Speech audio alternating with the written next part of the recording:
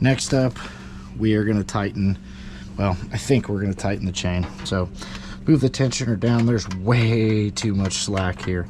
This is not even close to being okay. So next step here, you should have push this tensioner down as far as you can with your hand, and this thing should have a 1/4 inch to 1/2 inch of play. You can see I've got 3 inches. So we're going to tighten the chain up. Show you that next.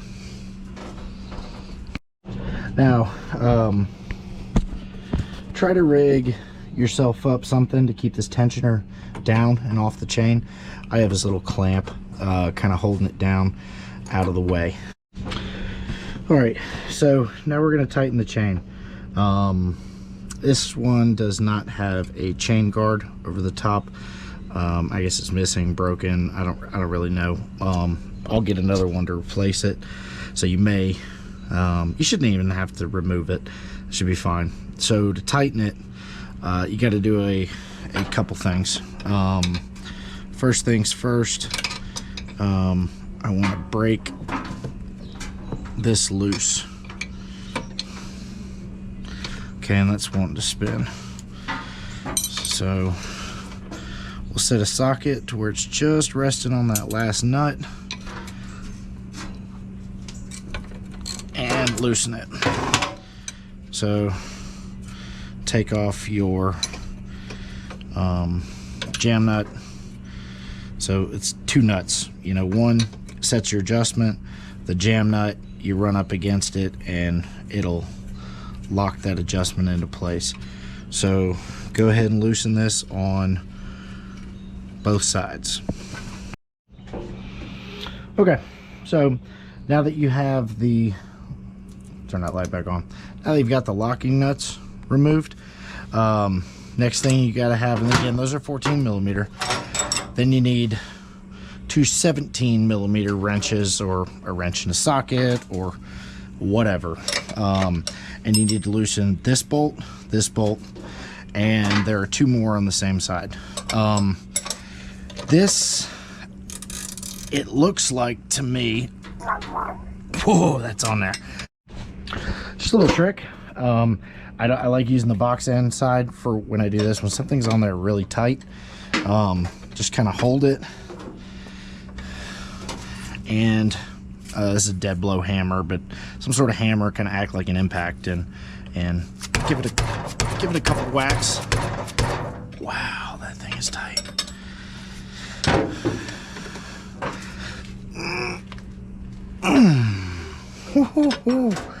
That thing is on there. I don't really want to have to use an impact, although I may not have a choice.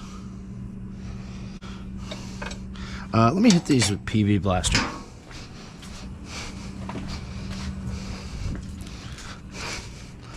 Tell you what, no real danger of coming loose.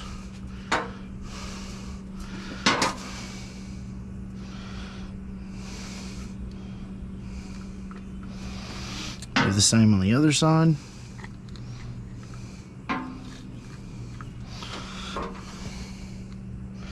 Be careful not to get your PV Blaster on the brakes.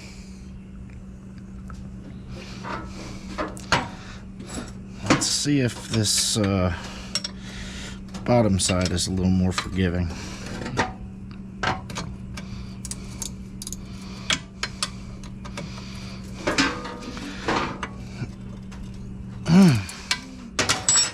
Gentlemen, that is on there.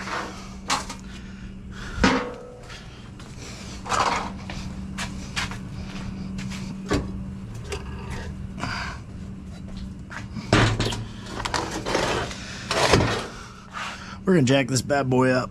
Stay tuned. So, got them loose. I had to use an impact, which is crazy. They had them on here way too tight.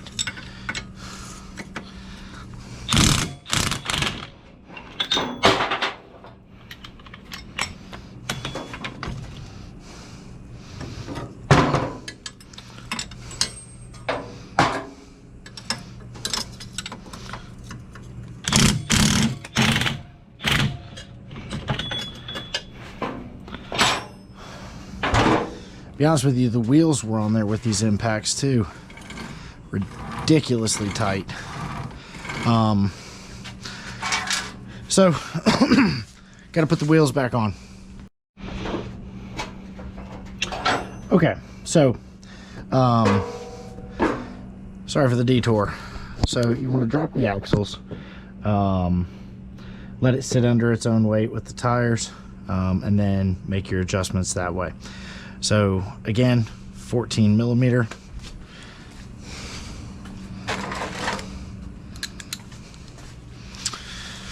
And you want to do this by hand. So again, way too loose on the chain. That's loose enough to slip off.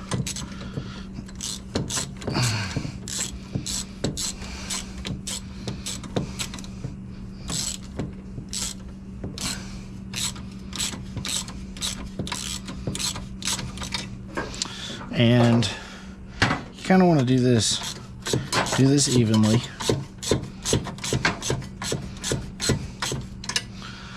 All right, so getting my starting point about the same.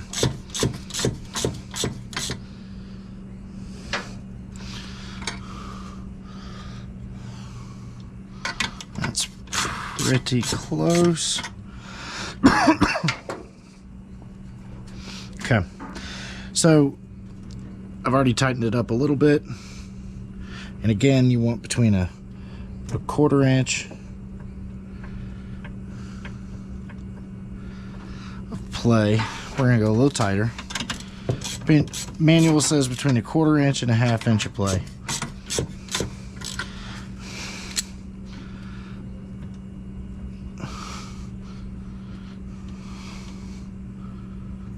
Go a little tighter.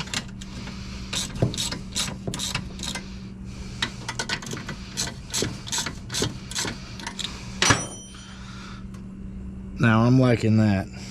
That feels not perfect, but a lot better. Let's go a little tighter.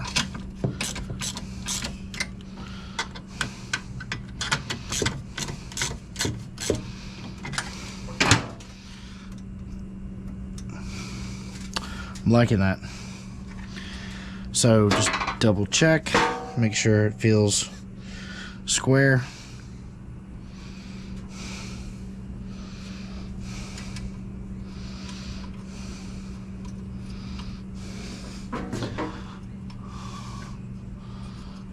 Okay. Tighten these jam nuts back on there.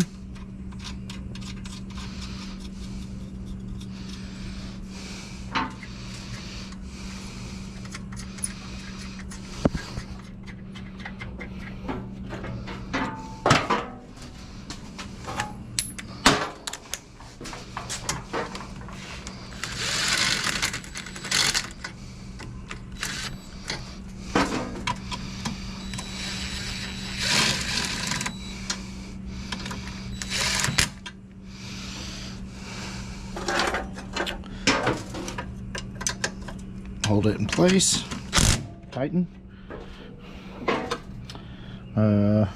Not gonna get so lucky on this one. You should take the wheel off, get a wrench on there, but I'm not going to.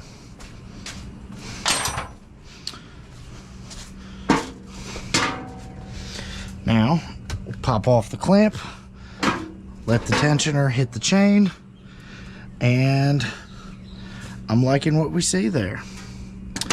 Let's inspect this chain. This chain looks like it's in pretty good shape, really. This is an O-ring chain. What I'm looking for is in the middle of these things. I don't see a whole lot of rust. And so the O-rings, a lot of times when you look in here, you're not going to be able to see it, but a lot of times when you're looking in here, you can see these O-rings and you'll see some missing, falling apart, broken.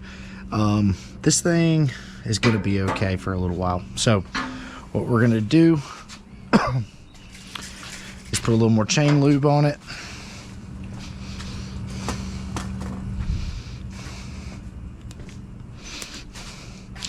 Yeah, unfortunately, I don't have my cleaning stuff, but that's okay.